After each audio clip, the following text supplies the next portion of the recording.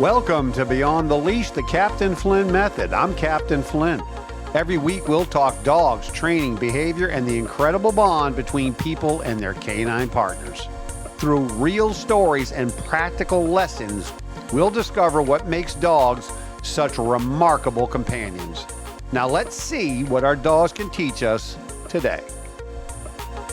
Welcome back to Beyond the Leash, the Captain Flynn Method. I'm Captain Flynn.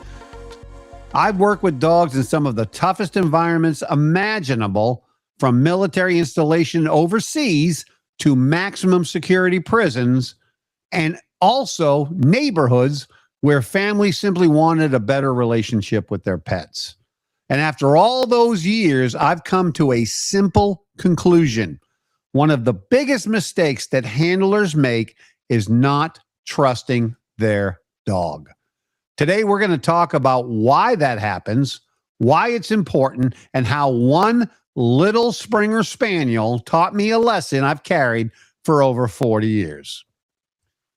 Dogs just live in a different world, people. One of the first things every handler has to understand is that dogs don't experience the world the way you do. Humans are visual creatures. We walk into a room, we notice the furniture, the paint, the people, the cleanliness, whatever. Dogs walk into the same room and smell an entirely different reality. They know who was there before you arrived. They know who just walked in there or walked through there an hour ago. They know who's nervous in that room, who's excited, who's sick in that room, who's carrying food, and sometimes who's carrying contraband. They're gathering information we can't even begin to comprehend. And because they process the world differently than we do, there are times when your dog knows something way before you do. That lesson hit me square in the face on my very first deployment as a narcotics dog handler. At the time, I was a brand new canine handler to the detector world. I had done 10, 11 years of patrol work in the military with very aggressive German Shepherds, Rottweilers, Dobermans. Yep, we handled all of those in the 80s. But this dog was a 35-pound fluffy tricolor Springer Spaniel named Briar. Now, Briar was a good dog. I mean, I liked him immediately, but that's not the dog I wanted. I wanted a macho, big, strong dog I could put down prison riots with. Can you imagine big old me and a fluffy little dog walking into a prison? Cue the jokes. And they came a lot. One thing they don't tell you about prison is inmates love to dog out the correctional staff as often, frequently, and humorously as they possibly can. And they're very good at it, by the way.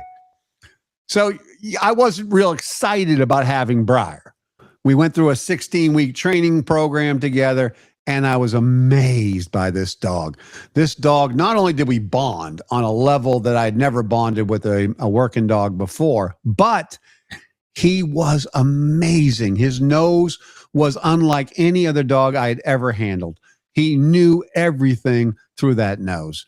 And I learned that nose was going to make all the difference. We graduate our 16-week program, my first day in the field, and they send me right back to the institution that I had come from, Brockbridge Correctional Facility, which is outside of Baltimore, Maryland.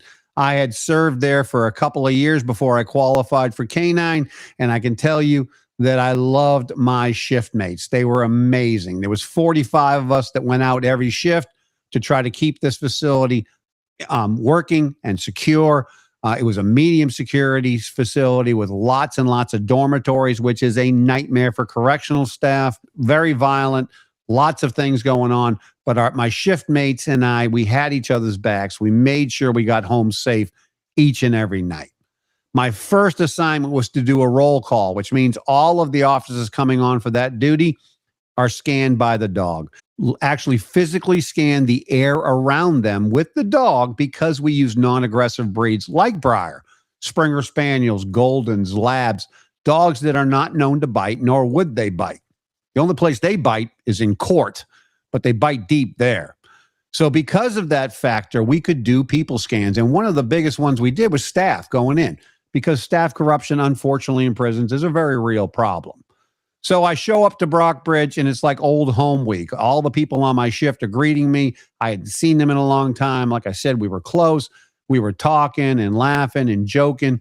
And this one particular female comes up, and I was friends with her. She was a shift mate. We had worked many, many shifts together. I knew her as a squared away correctional officer.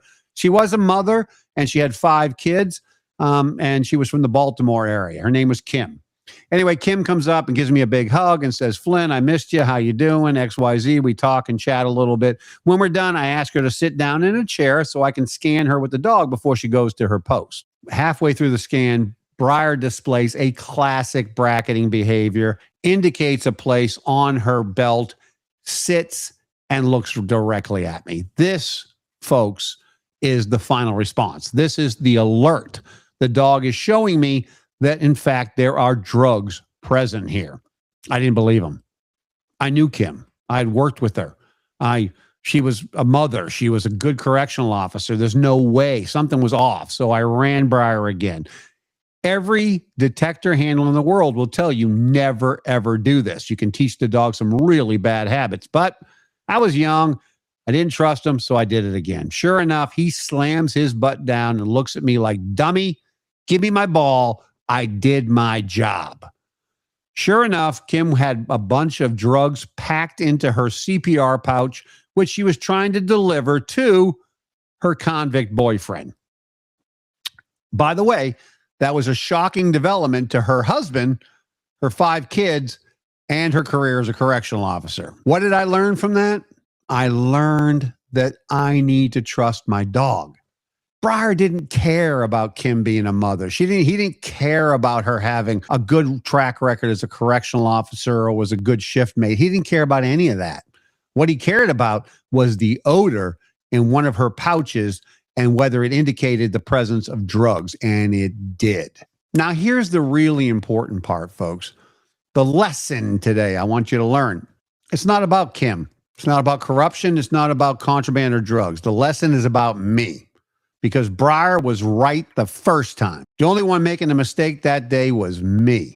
Briar didn't know she was my friend. He didn't know anything about that. There was no assumptions. He has no bias.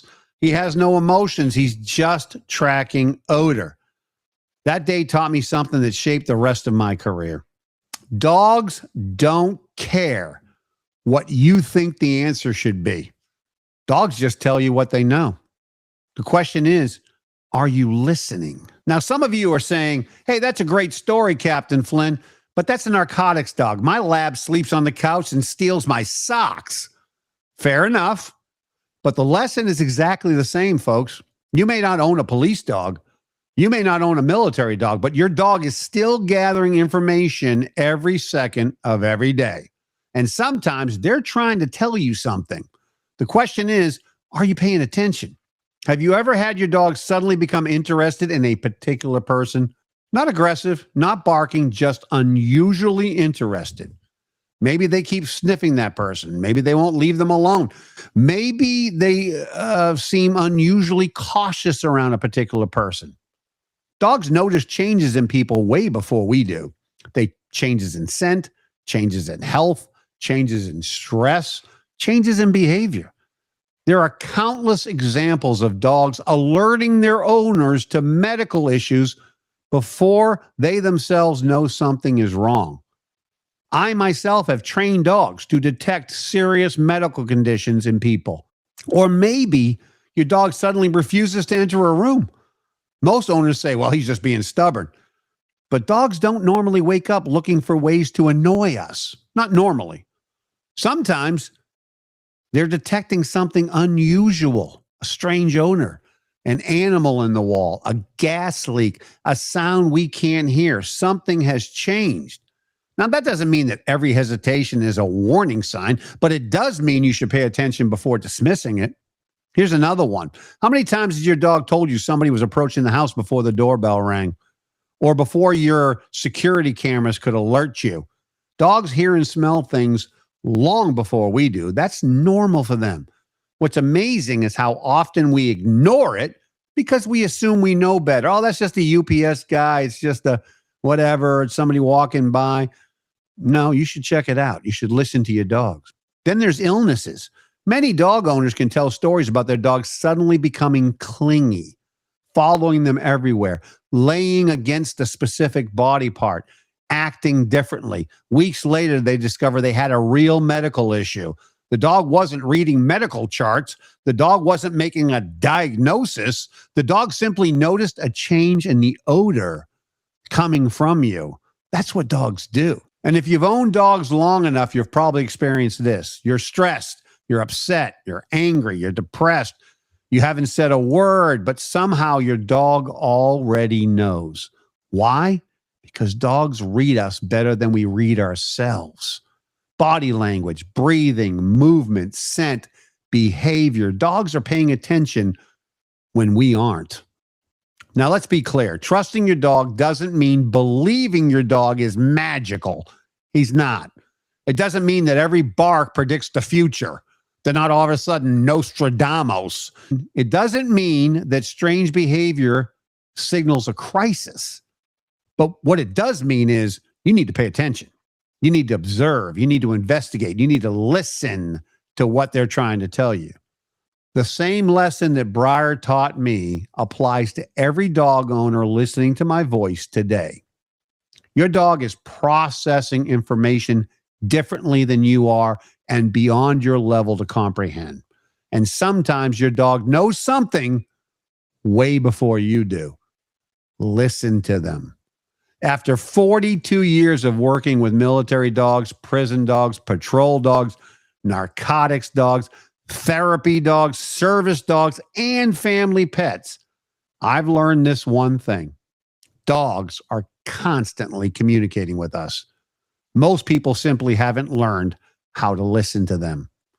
Briar taught me that lesson on my very first deployment. He was right.